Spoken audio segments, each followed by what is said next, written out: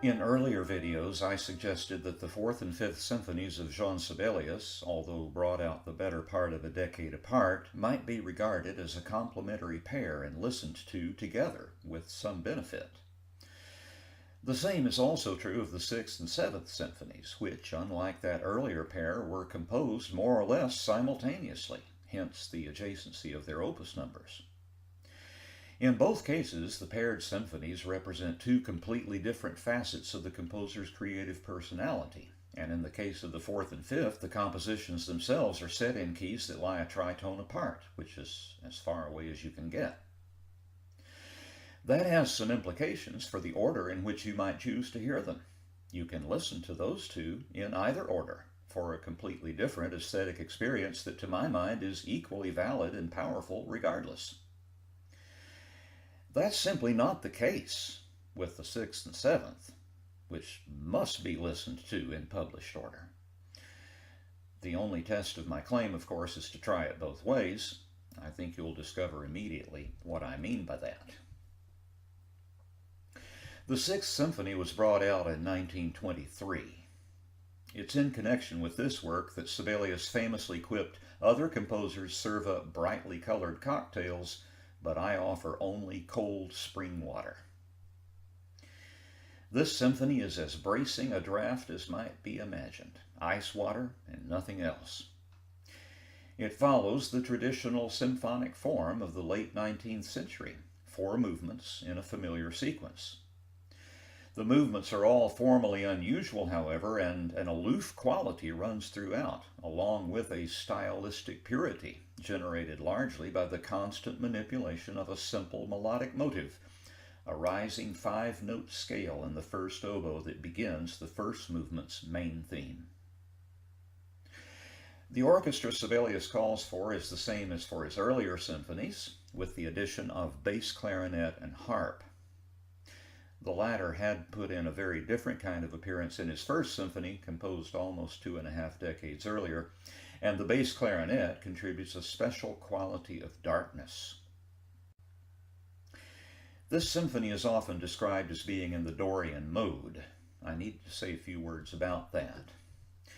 The Dorian is the first of the church modes, and if its tonic is D, its scale consists of the white keys of the piano.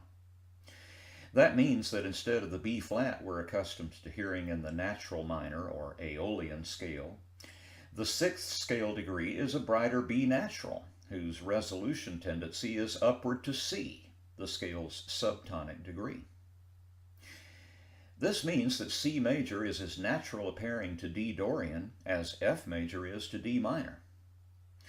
So it is that C major becomes the most important secondary key in the symphony, hence the tension between D minor and C major that many commentators have noted with respect to it. Watch for that.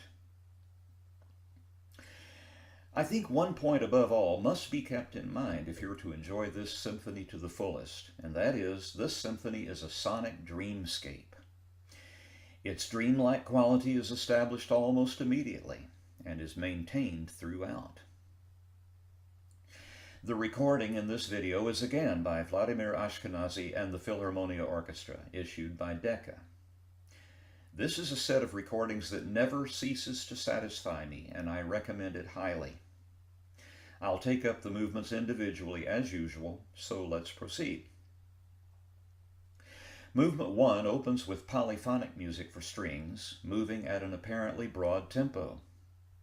Its mode is uncertain. It could be either F major or D minor, although the latter key gradually dominates. The form of the movement is the familiar sonata plan, but with quite a few Sibelian idiosyncrasies. The opening music, for instance, is more prologue than introduction, and the main theme grows out of it organically. That theme is in 2 parts, with the second part suggesting F major. This dichotomy between tonic and mediant is not at all unusual in Gregorian chant, and is handled here in a way that recalls the polyphony of high Renaissance church music. The transition isn't really a formal section in this case. The strings and woodwinds simply say this, and the brasses and timpani counter with this, and off we go into C major for the second theme. Oddly enough, the onset of that theme involves a texture change that could easily be mistaken for a tempo change, and all the music that preceded it thus seems in retrospect introductory. The way the movement unfolds, however, makes it clear that that is not the way this movement works. The development section is a fairly long one, mostly pointillistic in texture and octatonic in terms of its harmonic substance, probably not so much something to be picked apart as to be experienced as a dream in progress. The recapitulation is fairly regular, although the second theme is pared down and reorganized. What leads to that second theme, though, again in C major as earlier, which is unusual for sonata form already, is a formal transition that replaces the hair-raising clash that set up theme 2 earlier. In this case, we get to enjoy, briefly, the brightest, most joyful music of this movement. I'll say no more about that. You'll no doubt relish it when its time comes. The coda has something troubling to say, it seems to me. It begins in ambiguity, includes a somewhat threatening quality, and seems to be brought to its conclusion by a rather forced C major declaration in the orchestra's noisiest forces. That conclusion is overturned, however, by the strings and woodwinds, who simply brush it aside and end the movement in Dorian mode gloom.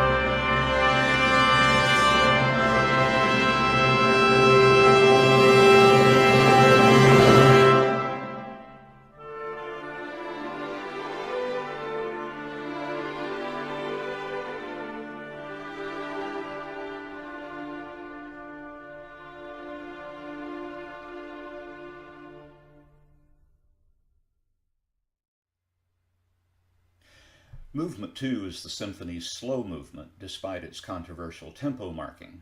I'll leave it to you to look into that if you like.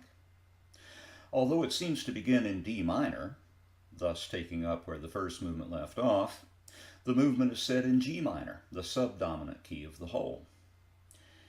It's probably best thought of in variation form terms, with an ethereal-sounding introduction in flutes and bassoons finally yielding to a two-part theme for varying. Let me say a word here about an analytical convention that I've adopted. I have referred to those two parts as themes A and B in my commentary for convenience, even though they're really two parts of the one theme. I hope you'll indulge this approach, since any other would be extraordinarily clumsy in analytical execution.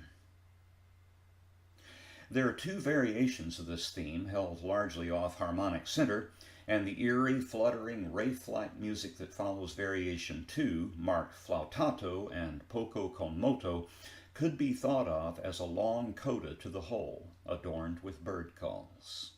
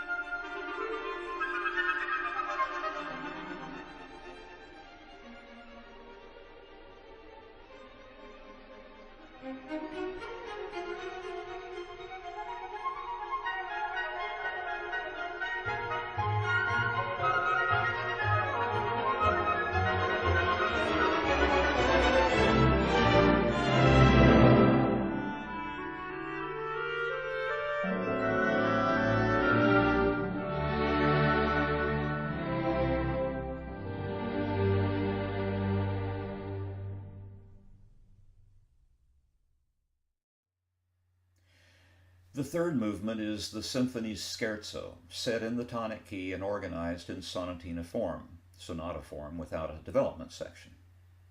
It opens at the mid-range dynamic, mezzo forte, that we've encountered many times so far, with galloping music that seems to be in F major, although a D minor chord held in the horns raises doubts about that conclusion.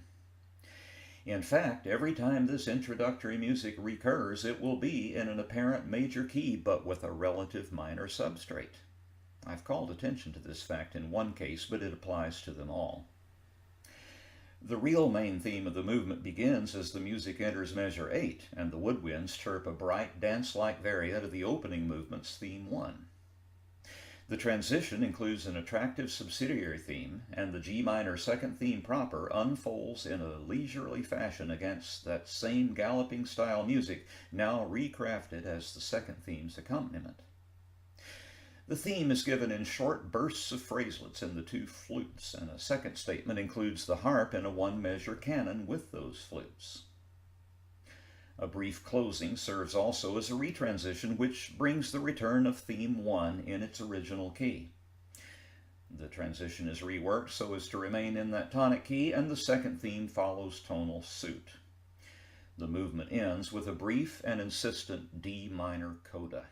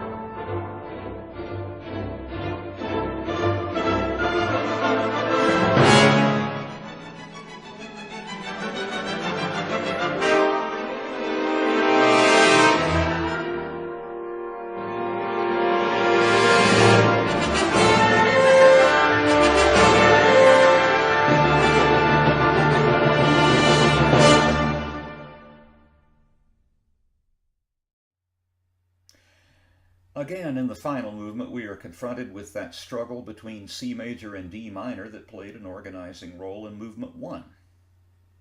The point of formal departure here is sonata form, but the outcome is unlike anything else ever written as far as I can determine. The movement opens in C major with a bright syncopated hymn of rejoicing, organized as a long paragraph consisting of 4 contrasting periods. In each case, high-voiced instruments, sometimes violins and treble woodwinds, sometimes woodwinds alone, play the antecedent phrases and are answered by lower-voiced strings who bring the music again and again back to C major, until the last one, that is. When the music finally goes searching for its true tonic, the way home is through another transitional subsidiary theme, and the arrival in D minor is handled so as to begin theme 2 at mid-bar. This theme is given 2 complete statements, as though to impress upon the listener that the heart of this movement lies here, despite the fact that this vigorous Hackley theme will not make a return during the recap. The development section is a short one, and the retransition mounts with terrifying intensity. When the first theme returns, it is weirdly contorted by a mixed modality that tugs it this way and that, and instead of being worked out to a satisfactory conclusion, it is simply replaced by a long F major paragraph that I believe must be understood as reconciliatory. In that reconciliatory paragraph, a second theme reference in augmented rhythmic values is answered by an F major setting of that opening C major music. In other words, the initial question has become Sibelius's answer. We hear this reconciliation music twice, doubled in length the second time, and the music comes to rest on a protracted F major cadence that seems to suggest they lived happily ever after. There is, of course, a coda, whose job will be either to affirm the conclusion we just heard or deny it. If you're unfamiliar with this symphony, you'll soon enough find out which of those alternatives Sibelius chose.